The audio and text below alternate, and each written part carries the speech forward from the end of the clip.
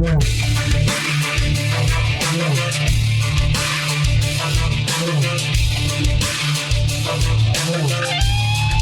தமிழொலி நேயர்களுக்கு வணக்கம். நல்ல தமிழ் கேட்போம் என்ற தொடரிலே இன்று ஒரு முக்கியமான துறையை அல்லது துறைகளை நாங்கள் எடுத்துக்கொள்ளுகிறோம். பரிசீலனைக்கும் கலந்துரையாடலுக்கும் கருத்து பரிவர்த்தனைக்கும் ஊடகங்களில் தமிழ் தராதரம் அல்லது தமிழின் தூய்மை அதை பற்றி நாங்கள் பேசுகிறதாக ஒரு எண்ணம் இருக்குது. இந்த ஊடகங்கள் அன்னைக்கு அச்சு ஊடகம், மற்றது வானொலி, தொலைக்காட்சி, சமூக வலைத்தளம் இப்படியாக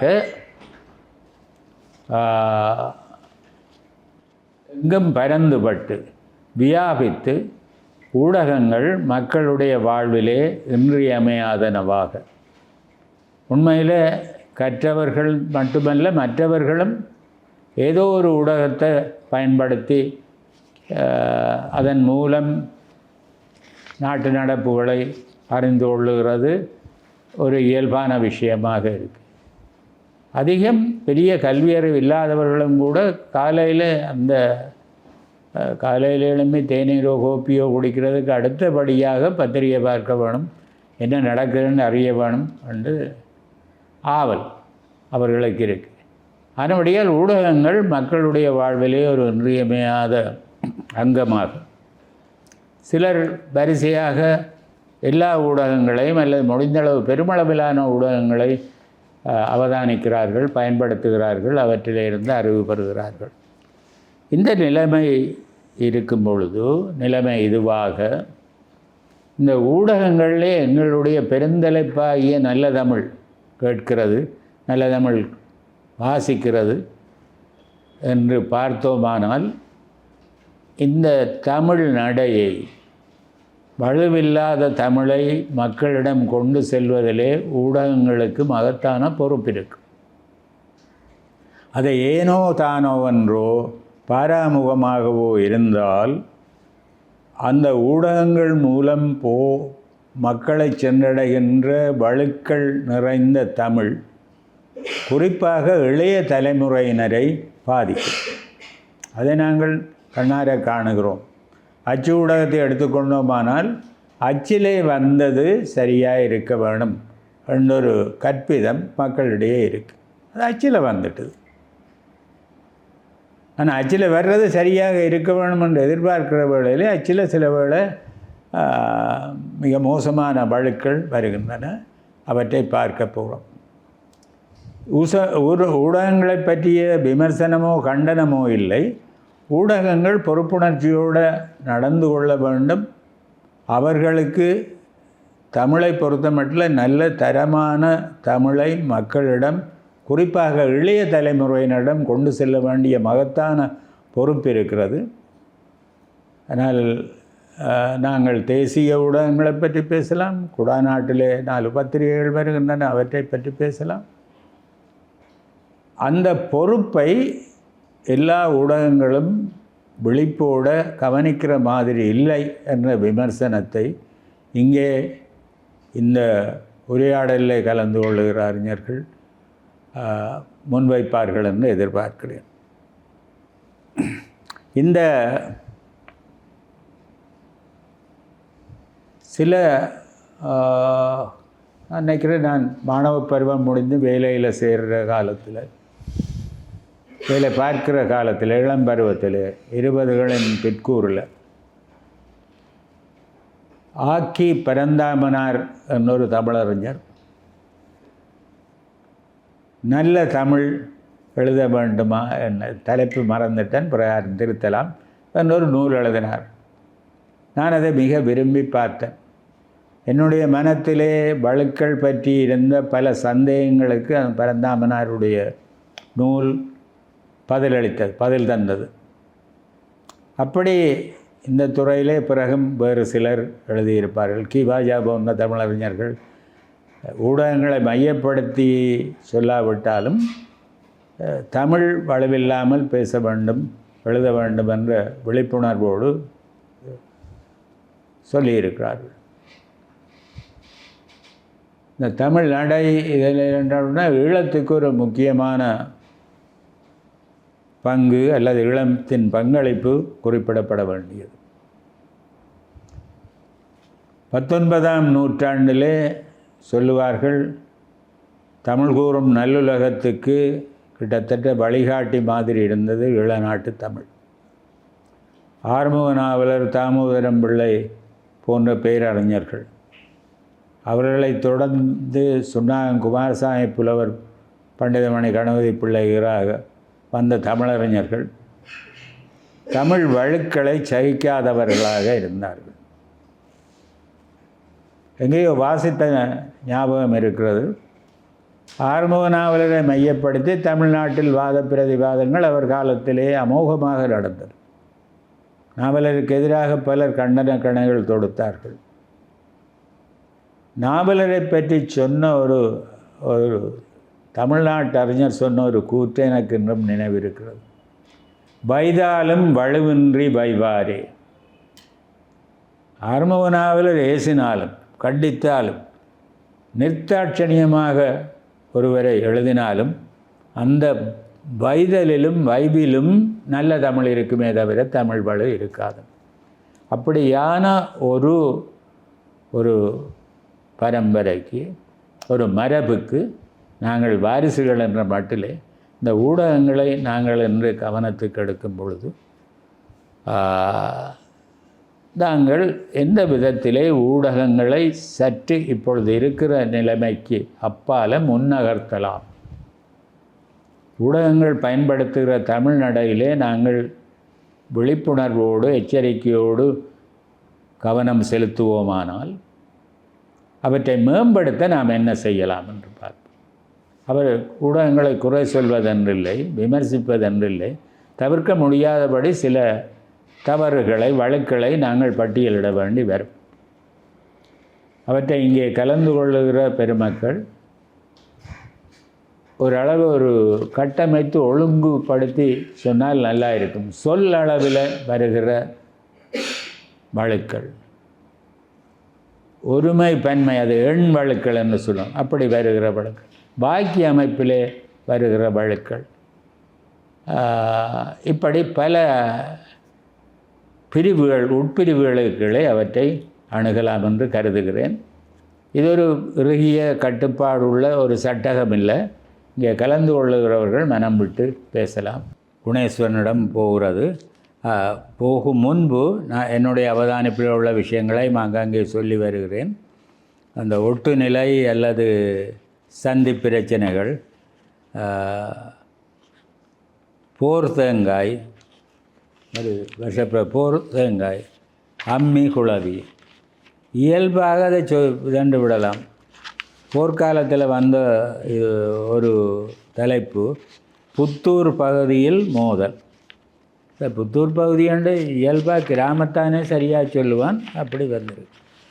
அப்போ இதில் ஒரு நல்ல உதாரணத்தை நான் இதை ஆரம்பத்தில் சொன்ன நூல் ஆக்கி பரந்தாமனார் சொல்லியிருக்கிறார். நெடுங்காலத்துக்கு முன்பு ஏன் இந்த சந்தி முக்கியம், ஏன் இந்த ஒற்று முக்கியம் என்றதுக்கு ரெண்டு சொல்லி எடுத்து வெறுஞ்சில சொல்ல காட்டியிருப்பார். இது எனக்கு ஞாபகம். அலை கடல், அலைக்கடலா அலைக்கடலான்றதை போட்டுட்டு அவர் சொல்கிறார், அலைக்கடலண்டா கடல் என்றது குளத்தை போல் அப்படியே நிற்கிறது இல்லையா, அது சதா அலைந்து கொண்டு இருக்கிறது. அலைக்கடல் என்றால் அலையை உடைய கடல், ரெண்டும் வித்தியாசம். இந்த வித்தியாசத்தை துல்லியமாக காட்டுகிறது எதுவென்றால் அந்த சந்தி. இதுதான் பரந்தாமனாருடைய இது. மற்றது இன்னொன்றையும் நான் சொல்ல வேணும். திணை வலு உயர் திணையில் தொடங்கி அகரணையில் முடியும்.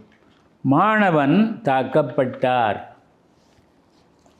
இன்னொன்று, இது ஜெயா டிவியில் நான் கேட்டு கனகாலத்துக்கு முந்தி வச்சுருக்கேன். கடைசியாக நிகழ்ச்சி நடத்தினவர் நிகழ்ச்சியை முடித்து வைக்க சொல்கிறார், உங்களிடமிருந்து விடைபெறுவது கீதா. விடைபெறுவது கீதாண்டா அகரண பொருள் போல இருக்கு. விடைபெறுபவர். ஓ, அப்போ இப்படிப்பட்ட மற்றது வேறும் சில இது இருக்குது. நான் அடுத்த இது குணேஸ்வரனிடம் போகிறோம். இதுவரையும் பத்திரிகைகள் கடைப்பிடிக்க வேண்டிய மொழி சார்ந்த தவறுகளை இங்கே கூடுதலாக நாங்கள் சுட்டி காட்டியிருக்கின்றோம். தவறுகளை மட்டும் சொல்வது எங்களுடைய நோக்கம் அல்ல என்றாலும் எதிர்காலத்தில் அவர்கள் இந்த பத்திரிகை ஸ்தாபனங்கள் இந்த பத்திரிகைகளை மிகச் செம்மையாக கொண்டு வர வேண்டும் என்பதற்காகத்தான் இதை நாங்கள் சுட்டி காட்டியிருக்கின்றோம். ஆனாலும் இதற்கு கடந்த ஒரு 10 அல்லது 20 வருடங்களுக்கு முன்னர் இருந்து கூட நல்ல விடயதானங்களை எல்லாம் இந்த பத்திரிகைகள் வெளிப்படுத்தியிருக்கின்றன. அந்த வகையில் சில பத்திரிகைகளுடைய பெயரை குறிப்பிட்டு நல்ல விஷயங்களை நான் இந்த இடத்துல குறிப்பிடலாம் என்று நினைக்கின்றேன். இங்கே தர்மரோபிசன் அவர்கள் முதல் சுற்றிலே பேசியிருந்தார். இன்றைக்கு மாணவர்கள் ஊடகங்கள், அதாவது பத்திரிகை இலத்திரனியல் இந்த அச்சு ஊடகங்களை விட்டு இலத்திரியன் ஊடகங்களை நோக்கி செல்ல தொடங்கி விட்டார்கள். ஆகவே நாங்கள் இவ்வாறான பிள்ளைகளை விட்டால் அவங்க அந்த பக்கம் திரும்பியே பார்க்க மாட்டாங்க. அதனால் எதிர்காலத்தில் அச்சு பத்திரிகையோட இல்லாமல் போய்விடும். அப்போ அது இன்றைய இந்த அறிவியல் உலகத்திலே இன்றைக்கு இணையம் மிக முக்கியமான இடத்தை வகிக்கின்றபடியால் எவ்வாறாக இருந்தாலும் இந்த பத்திரிகைகள் தங்களை செம்மைப்படுத்தி அவர்களை தம்மசம் ஈர்க்கக்கூடிய வகையிலே விடயதானங்களை சேர்க்க வேண்டும் என்பது எல்லாரிடையும் எதிர்பார்க்கக்கூடிய ஒரு அம்சம்தான். அந்த வகையிலே முன்னரே குறிப்பிட்டது போல் ஈழ எசிரி எல்லாம் வந்த காலத்தில் 1930ஆம் ஆண்டுகளில் ஈழ எசிரி வந்தபோது மிக அற்புதமாக அந்த ஒவ்வொரு பக்கங்களை அவர்கள் எவ்வாறு வடிவமைத்திருந்தார்கள்.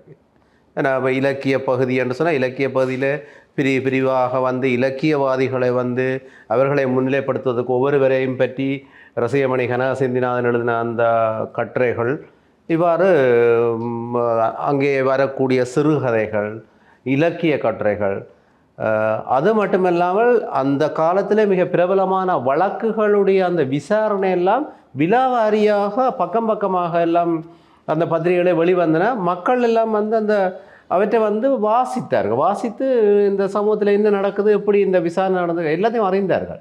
இப்போ நான் காப்பதோ இதரம் கற்றுக்கொண்டிருந்த அந்த காலத்தில் அல்ல அதுக்கு முன்னரே கூட இந்த இலக்கிய பகுதிகளை விரும்பி வாசிக்க தொடங்கியிருந்தேன். அந்த வகையில் இப்போ உதாரணத்துக்கு குடாநாட்டிலேருந்து வரக்கூடிய உதயன் சஞ்சீவி, உண்மையாக இன்றைக்கு இப்போ வருகின்ற சஞ்சீவி என்பது ஏதோ ஒரு சஞ்சீவியில் ஒரு 4 பேப்பரை அதுக்கு வச்சுடுவோம்ன்றதுக்காக அப்படி வர்ற மாதிரி தான் எனக்கு தெரியுது. ஆனால் நான் படிக்கிற காலத்தில் சனிக்கிழமை என்னால் சைக்கிள் எடுத்து கொண்டு போய், அப்போ நாங்கள் படிக்கிற மாணவர்களிடையே நாங்கள் ஓர்டர் பேப்பர் எடுக்கிறதுக்கு வாய்ப்பு இல்லை. அந்த நேரம் கொண்டே காசை கொடுத்து எடுக்கிறதானே. நான் சில நேரங்களில் போக பிந்தி விட்டால் அந்த விற்பனை முகவர்கிட்ட அந்த பத்திரிகைலாம் போயிடும். என்னுடைய நல்ல நினைவில் இருக்குது. எங்கே அந்த அந்த அந்த சனிக்கிழமை சஞ்சீவி வாங்கணும் என்பதற்காகவே வேறு கடைகளுக்கெல்லாம் அலைந்து அதை வாங்கி படித்த ஒரு காலம் இருந்தது. இன்றைக்கு வேணாலும் அந்த லப்பாம் டப்பாம் என்று சொல்லப்பட ஒரு அற்புதமான ஒரு சிறுவர் கதை, அந்த கதை இன்றைக்கு நான் நினைக்கிறேன் நூலகத்தில் தேடினால் இருக்குமென்னு நினைக்கிறேன். அதே எல்லாத்தையும் நாங்கள் வாசித்தோம். ஏன்னா எங்களுடைய வாசிப்புக்கு அவை தீனி போட்டன.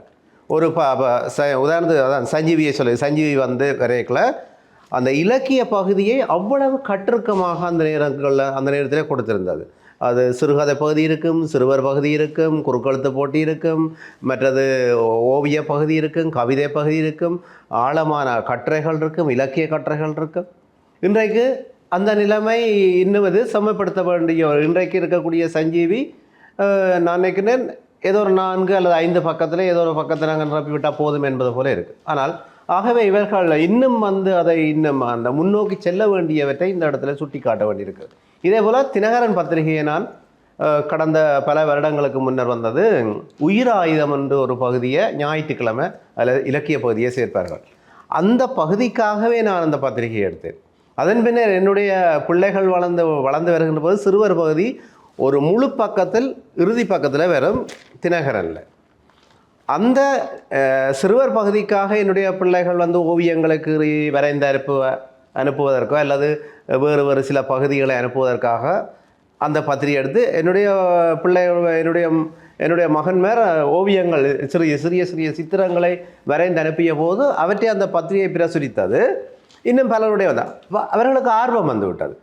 இன்று எத்தனையோ வருடங்களாக நான் தினகரன் பத்திரிகையை அந்த ஞாயிறு வார மலருக்காக வாங்கி படித்து கொண்டிருக்கிறேன். அப்போ இது என்னென்னு சொன்னால் இவ்வாறு இந்த வாசகர்களை வந்து ஈர்க்க வேண்டும் என்பதை இந்த பத்திரிகைகள் தொடர்ச்சியாக அதை கருத்தில் எடுக்க வேண்டும். இந்த குடாநாட்டிலிருந்து விளக்குகின்ற விளம்பரி அது ஒரு வேற பேப்பரை வந்து சங்குநாதம் என்று வெளியிடுகின்றது. சஞ்சீவி போல, சங்குநாதம் போல, தினக்குரல், புதன்கிழமையில் ஒரு புதன் பொய்கை, புதன் வசந்தம். அதே போன்று வீரேசரி ஞாயிறு பகுதியில் இலக்கிய பகுதியை ஒரு பகுதியாக சேர்த்தது. இந்த 5ஆம் தரம் அதற்குள்ளே கற்கின்ற மாணவர்களுக்கு மிக அற்புதமான ஒரு பத்திரிகை அப்பொழுது வந்து இப்பொழுது வருவதில்லை. விஜய் என்ற ஒரு பத்திரிகை. நானே ஆசைப்பட்டு அதை எடுத்து பிள்ளைகளுக்கு தான் கொண்டு போகிறது, ஆனால் நானும் படிப்பேன். அப்போ இவர்கள் எல்லாம் எவ்வளவு தூரத்துக்கு அதை அர்ப்பணிப்போடான இயங்கி இருக்கிறார்கள். இதெல்லாம் நல்ல விஷயம். அப்போ இவ்வாறானவற்றை மீளவும் இன்னும் இந்த விடுபடல்கள் எங்கெங்கே விடுபடல்கள் இருக்கின்றன அவற்றை வந்து நாங்கள் நிவர்த்தி செய்ய வேண்டிய அதே நேரத்தில் இன்னும் ஒரு மிக முக்கியமான ஒரு மிக பாரிய ஒரு பிழையை இவர்கள் விடுகிறார்கள். இன்றைக்கு கதை எழுதுகிறவர்களெல்லாம் குறைந்து போயிட்டார்கள் என்பதற்காக இன்னும் தெரியவில்லை. உதாரணத்துக்கு தெனியான் என்ற ஒரு நாவலாசிரியர், அவர் சிறுகதை எழுதியவர், அவர் இப்பொழுது இறந்து விட்டார். இப்போ தெனியான் அவர்களுடைய கதை ஒன்று இன்றைக்கு ஒரு பத்திரிகையில் வருதுன்னு சொன்னால், தெனியான் சார் இறந்துட்டார், இது நான் இன்றைக்கு கதை வருதுன்னு நாங்கள் வாசித்தா கீழே அதனுடைய பிரசுர விவரம் எதுவுமே கிடையாது. அல்லது குந்தவையினுடைய ஒரு கதை ஒன்று வருதுன்னு சொன்னால் குந்தவை இருக்கிறாதா, நான் குந்தவை இப்பொழுது எழுதுவதில்லை, வயது மூப்பின் காரணமாக எழுது. ஆனால் குந்தவை எழுதின ஆரம்ப கால கதை ஒன்று அங்கே பிரசுரிக்கிறாருன்னா பிரசுர விவரம் கிடையாது. வானான ராசரத்தினுடைய கதை ஒன்று அங்கே தூக்கி போடுகிற தோணி வந்திருக்குது, தோணியை தூக்கி போடுகிறான்டா அது தோணி ராசரத்தின இறந்துட்டார். ஆனால் தோணி எப்போ எழுதின கதை, ஆனால் இப்போ வருதுன்னு சொன்னால் பிரசுர விவரம் கிடையாது. உண்மையிலே பத்திரிகை என்பது ஒரு ஆவணம். அந்த ஆவணம் என்பதை இவர்கள் சரியாக, அதாவது பிரசுர விவரங்களை சேர்க்க வேண்டும். இல்லாவிட்டால் இது தோணி வந்து மிக பிரபலமான கதைன்னு சொன்னால் அதை ஒரு பெட்டி, அதாவது பாக்ஸ் அடையாளமிட்டு இது என்ன காரணத்துக்காக இந்த கதையை நாங்கள் மீள பிரசுரிக்கிறோம் என்ற ஒரு தகவலை அங்கே பதிவு செய்தால்தான் புதிய இளம் சந்ததியினருக்கு தெரியும் இது புதுசா இல்லை பழசா அல்லது இது முக்கியமா என்பது. ஆகவே அந்த கட்டாக்காளி ஆடுகள் போல அப்படியே ஏதோ ஒன்றை நாங்கள் பக்கம் நிரப்புவதற்காக இது சேர்த்தால் போதும் என்ற வகையிலே பத்திரிகைகள் இயங்கக்கூடாது என்பதுதான் எங்களுடைய நோக்கம். ஆகவே இங்கே நான் பெயர் குறிப்பிட்ட அந்த விசேட பகுதிகள் போன்ற அந்த பகுதிகள் தொடர்ச்சியாக வருகின்ற போதுதான் இந்த மாணவர்களையும் வந்து வாசிப்பின் பக்கம் ஈர்க்கக்கூடியதாக இருக்கும். இது என்னுடைய கருத்தாக இருக்கின்றது. நன்றி குணேஸ்வரன்.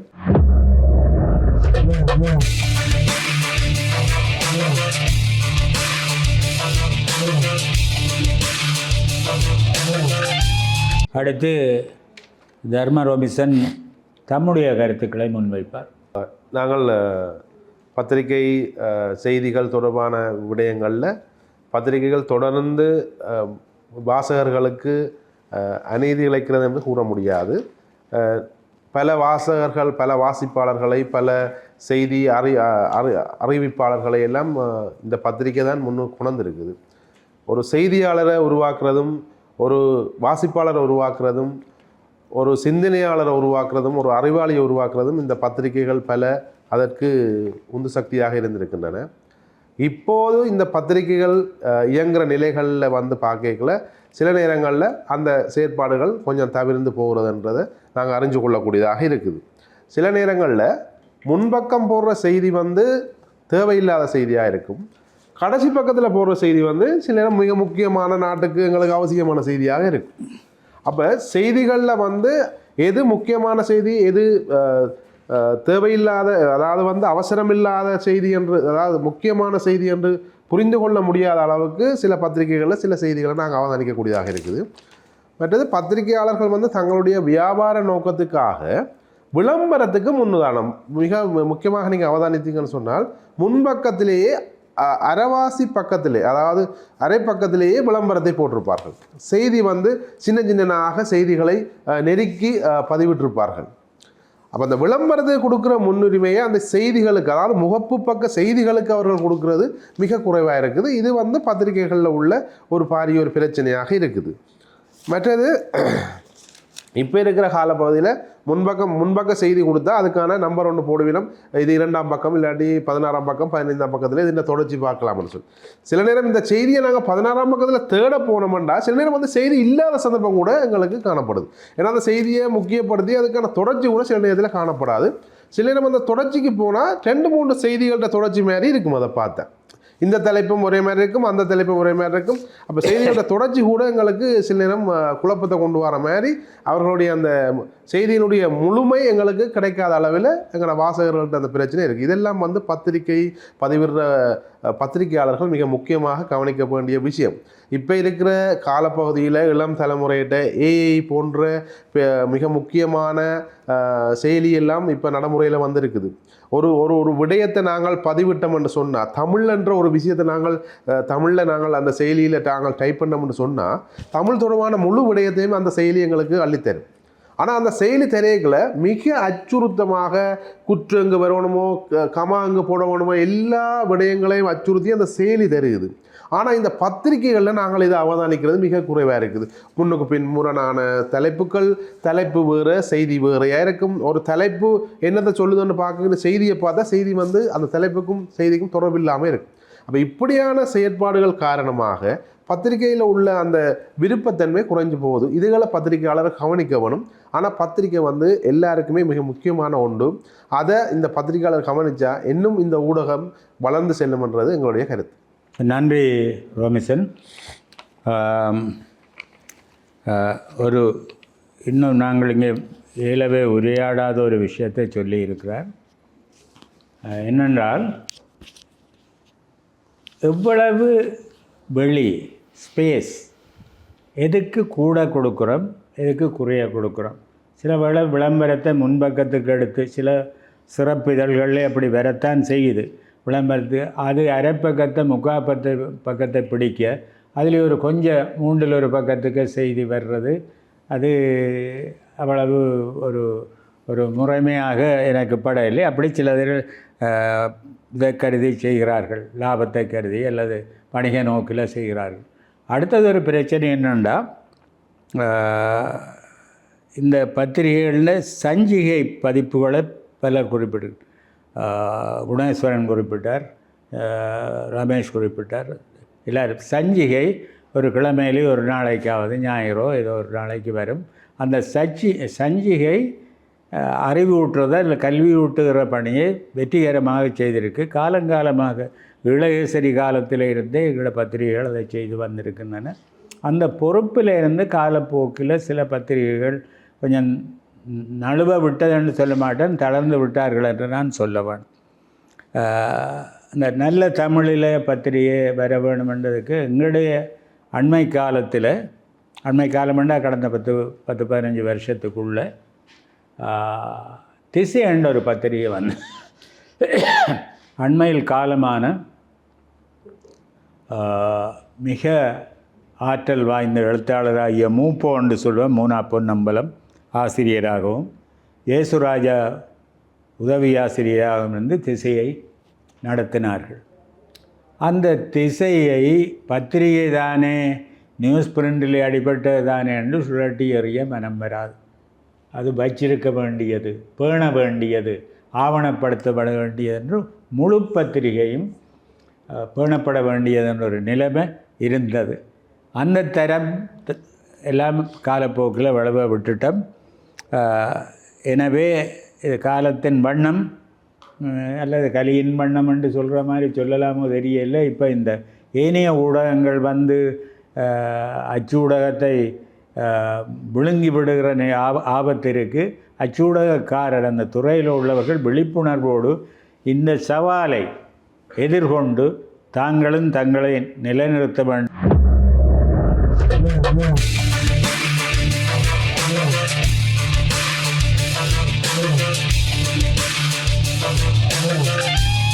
ரமேஷிடம் இந்த நிறைவான உரையாடலுக்கு போவோம். நன்றி சார். திசையை பற்றி சொல்லியிருந்த நீங்கள் உண்மையில் திசையின் வழி சரிநிகர் வந்தது. சரிநிகர் உண்மையில் மிக முக்கியமான ஒரு காத்திரமான ஒரு பத்திரிகையாக வெளிவந்தது. துரஷ்டவசமாக அது இடையில் நின்று போனது. ஆனால் அதிலேயும் பல்வேறு இதில் எழுத்துப்பிழைகள் மிக குறைவாகவே வந்த பத்திரிகையாக கருதலாம். ஏனென்றால் விக்னேஸ்வரன் மிக பொறுப்போட, சிவகுமாரும் விக்னேஸ்வரனும் மிக பொறுப்போடு செயல்பட்டார்கள். அதே போல் நிகரி பின்னால் வருகிறது. நிகரியும் மிக முக்கியமான ஒரு பத்திரிகை. இதே இவ்வாறு நாங்கள் பத்திரிகைகள், நல்ல பத்திரிகைகள் பெற்று கழிச்சு கொண்டு போகலாம். ஆரம்பத்தில் பார்த்தோம்னா தினகரன் என்றதுக்கு ஒரு இதே இருந்தது. 50-60களில் வந்த தினகரன் உண்மையில் வந்து அதுக்கு பிறகு தில்லனான் சார், முதல்ல கைலாசபதி சார் இருக்கிற, பிறகு தில்லனான் சார் இருக்கிற, இந்த காலப்பதியில் வந்த தினகரன் வந்து மிகவும் பொறுப்போடையும் அவதானத்தோடையும் இலக்கியத்தை எது தேவையோ வாசகனுக்கு நாடி பிடித்து அறிந்து அதை கொடுக்குற ஒரு தன்மையும் காணலாம். சிவநாயகன் பற்றி சொல்லியிருந்தார். தினபதி இதழில் இருக்கக்குள்ள அது மிக முக்கியமான ஒன்றாக இருந்து பிறகு அவர் வரக்குள்ள அது இது. இப்போ சிந்தாமணியே ஒரு ஜனரஞ்சக பத்திரிகை தான். ஆனால் வாசகனுக்கு வாசிப்பை தூண்டின ஒரு மிக முக்கியமான பத்திரிகை. ஞாயிற்றுக்கிழமைகளில் வரும் பொழுது அதை தேடி வாங்கி கொண்டு வந்து வாசிக்கிற ஒரு தன்மையை நாங்கள் பெற்றிருந்தோம். அது அந்த தருணத்தில் அதையும் நாங்கள் நினைவு கூறிக்கொள்கின்றோம். இதே கால வரலாற்றில் ஓடக்குள்ள ஈழநாடு அதே நேரத்தில் அது மிக முக்கியமான ஒரு ஸ்டாண்ட் எடுத்துக்கொண்டது. சுதந்திரன், அதுக்கு முதல்ல சுதந்திரன் மிக முக்கியமான பத்திரிகையாக வருகிறது. அது இன்றைக்கும் நூலகத்தில் நீங்கள் போய் பார்க்கலாம், நூலகம் ORGயில். பிறகு அதுக்கு பிறகு ஈழநாதம், அது நியாயமான காலம் வந்தது. அதனுடைய பொறுப்பாசிரியர்கள் மிகவும் பொறுப்போடு செயற்பட்டாங்க. எழுத்து பிழைகளை மிகவும் அரிதாகவே காணக்கூடிய வாய்ப்புகள் அதில் இருந்தது என்றதை இந்த தருணத்தில் சொல்லிக்கொள்கிறேன். ஆகவே இவ்வாறான பத்திரிகையில் எங்கட பத்திரிகைகளும் இப்போ வர்ற பத்திரிகைகளும் இருக்கணும் என்றதையும் சொல்லிக்கொள்கிறேன். அதே நேரத்தில் சில தவறுகளை தயவு செய்து செய்யாதீங்கோ. இப்போ புதிய சட்டம் வரும் வரை பழைய பயங்கரவாத சட்டம் பாயுமாம் என்று சொல்லி வரக்குள்ள பழைய பயங்கரவாதம் என்று ஒன்று இருக்கா, புதிய பயங்கரவாதம் ஒன்று இன்னொன்று வருமா என்று சொல்லி கேட்குற செய்திகள் வந்து தேவையில்லாத செய்திகளாக இருக்குது. யாழ்ப்பாணத்தில் சர்வதேச வர்த்தக கண்காட்சி நாளை முதல் ஆரம்பம் என்றதில் முதல் அங்கே தேவையா? நாளை ஆரம்பம் என்றாலே போதும் தானே, ஏன் தேவையில்லாத சொற்களை நுழைக்கிறீங்கள்? அதனால என்னத்தை நீங்கள் காண்றீங்க என்றதை தயவு செய்து சிந்தித்து பாருங்கோ. உண்மையில் பொறுப்புடன் நடவுங்கோ. பொறுப்போடு நடக்கக்குள்ளதான் என்னென்று சொன்னால் ஒரு பொறுப்புள்ள ஒரு ஜனநாயகத்தை கட்டி எழுப்பலாம், பொறுப்புள்ள மனிதனை உருவாக்கலாம். இந்த யாருக்குமே இல்லாத சக்தி, ஒருவனை மாற்ற சக்தி இந்த பத்திரிகைக்கு இருக்குது. பத்திரிகை என்பது மிகவும் முக்கியமான ஒன்று, மனிதனுடைய முதுகெலும்பு கூட நான் சொல்லுவேன். அதே நேரத்தில் தமிழ் பத்திரிகையாக இருக்கும் பொழுது அது தமிழ்ந்த உயிர் நாடி, எங்களுடைய அறிவின் மூச்சு. ஆகவே இந்த பத்திரிகைகள் சரியாக வர வேண்டும், நியமமாக வர வேண்டும், எங்களுக்கு நல்ல செய்திகளை தர வேண்டும். இன்றைக்கும் பத்திரிகைக்குரிய தர்மத்தோடு நீங்கள் நடக்கணும். அதே நேரத்தில் திரும்பவும் சொல்கிறேன், வன்முறையான சம்பவங்களை முதல் பக்கத்தில் போடுறதை தவிருங்கோ. அவ்வாறு தவிர்க்கும் பொழுது நாளைய தலைமுறை ஒரு குற்றச்செயல்களில் ஈடுபடாமல் போகும். உங்களை பார்த்த ஒரு நாளைய சமூகத்தை ஒரு நல்ல விருத்தியுள்ள சமூகமாக உருவாக்க வேண்டும் பத்திரிகைகள் என்று சொல்லி நான் இந்த உரையை முடித்துக்கொள்கிறேன். நன்றி. நன்றி ரமேஷ். நீங்கள் ஒரு நல்ல முத்தாய்ப்பாக இன்றைய கலந்துரையாடலுக்கு உங்களுடைய கருத்தை முன்வைத்திருக்கிறீர்கள். சில சரிநிகர் போன்ற சஞ்சிகைகள் மிக வெற்றிகரமாக நாங்கள் இன்றைக்கு சொல்லுகிற குற்றங்களுக்கு ஆளாகாமல் தமிழை பொறுத்த மட்டும் அவரவருடைய பார்வை நிலைப்பாடுகள் இருக்கவும் தமிழை பொறுத்த மட்டும் மிக தரமாக அதில் இருந்தவர்கள் தான் அதுக்கு பொறுப்பு. சற்று முன்பு திசையை சொன்னேன். திசை அவ்வளவு கண்ணிலே ஒற்றிக்கொள்ளக்கூடிய மாதிரி வந்ததுக்கு காரணம் அதில் இருந்த மூப்பவும் இயேசுராஜா. எனவே அந்த தரத்தை நாங்கள் பேண வேண்டும் என்று சொல்லி இப்பொழுது நான் அதிகம் இந்த காலத்தில் வராமல் இருக்கிறது. முந்தையண்டா இந்த பத்தி எழுத்துன்னு ஒன்று வரும், கோலம் ரைட்டிங். ஈழநாடு இங்கே ஆரம்பித்த காலத்தில் இருந்தவர் ஹரன் ஐயான்னு சொல்கிறது, கிபி ஹரன். அவர் வீரகேசரில் இருந்து இங்கே வந்தார். அவர் ஊர்க்குருவி என்ற ஒரு கோலம் எழுதுவார். அது சும்மா நாட்டு நடப்புகளை தான் எழுதுவார். சுவைச்சு கற்றாரும் மற்றாரும் வாசிக்கக்கூடியது. அப்படி சிலதுகளை நாங்கள் இன்றைக்கு காண முடிகிறதில்லை. இங்கே முன்வைக்கப்பட்ட கருத்துக்கள் விமர்சனமோ கண்டனமோ அல்ல. பத்திரிகை உலகம் ரமேஷ் சொன்னது மாதிரி சற்று முன்னே நகர்ந்து எதிர்காலத்தை வளமுள்ளதாக ஆக்க வேண்டும் என்று சொல்லி அடுத்து தபேந்திரன் சில வார்த்தைகளை சொல்லி இதை நிறைவு செய்வார். ஆம், இப்பொழுது எங்களுடைய இந்த சுற்று நிறைவு கட்டத்தில் வந்துள்ளோம். சரிநிகர் என்ற ஒரு பத்திரிகை தொடர்பாக, ஒரு வாராந்த பத்திரிகை தொடர்பாக கூறப்பட்டது. உண்மையாக ஒரு ஒரு இலக்கியத்தில் ஒரு ஒரு இளைய தலைமுறையின் ஒரு வீச்சான சஞ்சிகை. நான் திருவோணமலையில் உத்தியோகம் பார்த்த காலத்தில் சரிநிகரை தவறாமல் வாசிப்பேன். அதில் அவர்களுடைய அந்த பக்க வடிவமைப்பு, அந்த செய்திகளை சொல்லுகின்ற விதம், கட்டுரை வடிவத்திலான தகவல்களில் மிகவும் ஒரு தரமான எழுத்து நடை இருந்தது. அந்த நல்ல ஒரு உதாரணம், எங்களுடைய வடக்கு கிழக்கு மாகாண சபை அப்பொழுது 60 வயது தாண்டியவர்களால் சந்திரிகா அம்மாவில் நிரப்பப்பட்டு ஒரு NEPC, நார்த் ஈஸ்ட் ப்ரொவின்சியல் கவுன்சிலை நார்த் ஈஸ்ட் பென்ஷனியர் கவுன்சில் என்று சொல்லி பகுதியாக சொல்லுவார்கள். NEPC நார்த் ஈஸ்ட் இருக்கு, அங்கால பென்ஷனியர் கவுன்சில். அப்பொழுது ஒரு கட்டுரை வந்தது. அந்த அந்த கட்டுரையினுடைய அந்த ஆரம்பம் என்னை மிகவும் இன்று வரையும் மனதில் அசை போட வைக்கின்றது.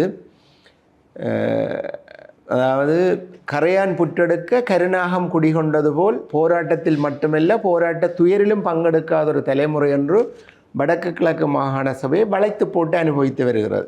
நல்லொரு சொல். கண்டனம் தெரிவித்ததை மிகவும் அழகாக சொன்னார்கள்.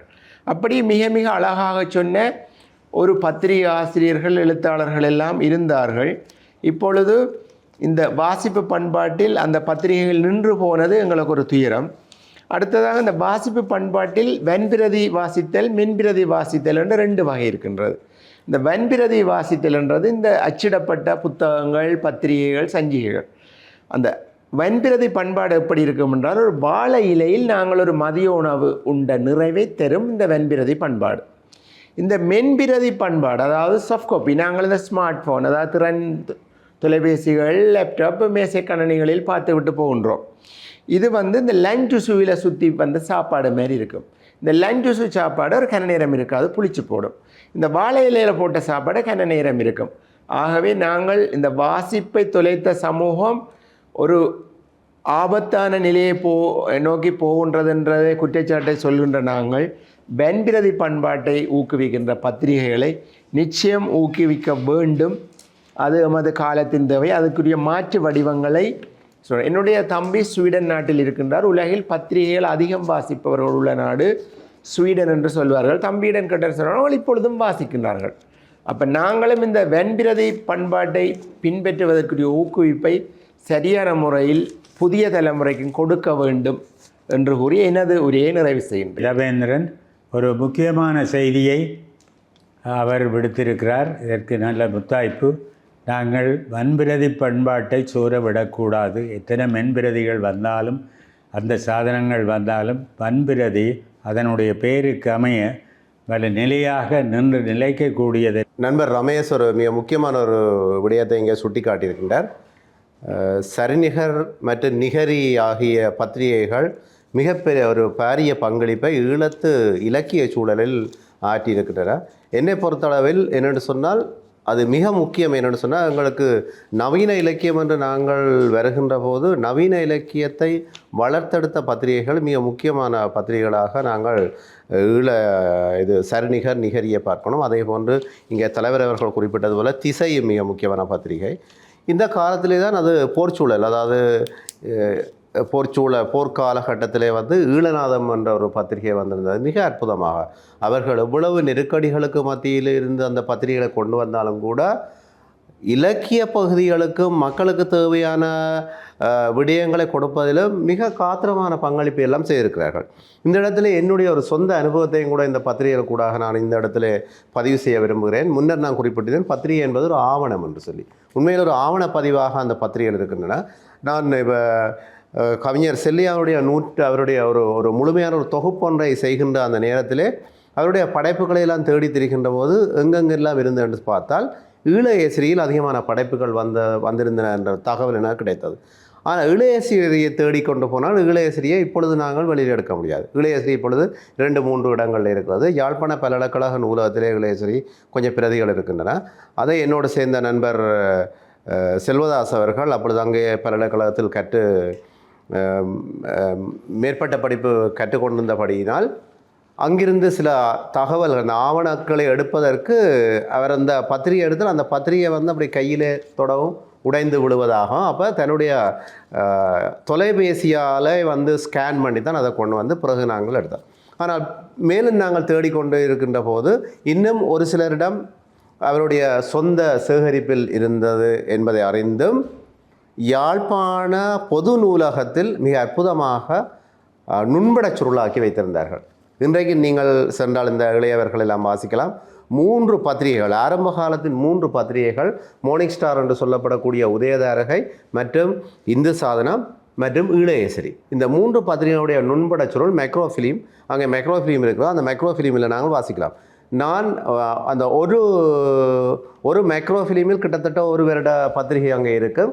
அந்த 1 வருட பத்திரிகையை நான் மைக்ரோஃபிலிமில் தட்டி பார்க்குறேன்னா கிட்டத்தட்ட ஒரு படம் பார்ப்பது போல் 3 மணித்தியாலம் கால் கடுக்க நின்ற நிலையிலே இருந்து பார்த்து தான் எடுக்கணும். ஆனால் இங்கே ஒரு குறைபாடு என்னென்னு சொன்னால் நாங்கள் நினைத்த அந்த விடயத்தை வெளியில் எடுப்பதற்குரிய எந்த வசதியும் இல்லை, அதுக்குரிய பிரிண்டர் இல்லை. அப்போ எங்களுடைய கேமராவில் தான் அதை நாங்கள் பதிவு செய்து பிறகு நாங்கள் அதை செய்யணும். இவ்வாறாக அவ்வாறான அந்த பத்திரிகையை செய்த அந்த ஆவண பதிவுகளிலிருந்து தான் நாங்கள் சில தொகுப்பு வேலைகளை கூட செய்திருக்கிறோம். இதை ஏற்கனவே செங்கியாடியனும் கூட மிக அற்புதமாக பல வேலைகளை செய்கிறார். ஆகவே ஒரு பத்திரிகை பணி என்பது புறங்கையால் தட்டிவிட்டு போகக்கூடிய ஒரு பணி அல்ல, அது ஒரு ஆவணப்பணி என்பதை மனதில் கொண்டு இனிவரும் காலங்களிலும் நீங்கள் தொடர்ந்து மிக செம்மையாக செய்ய வேண்டும் என்பதுதான் எங்களுடைய விருப்பம். இன்று எங்களுடைய ஊடகங்களில் தமிழ் என்ற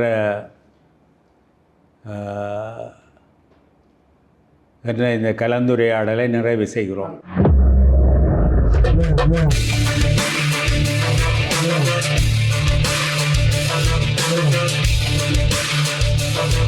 Thank you.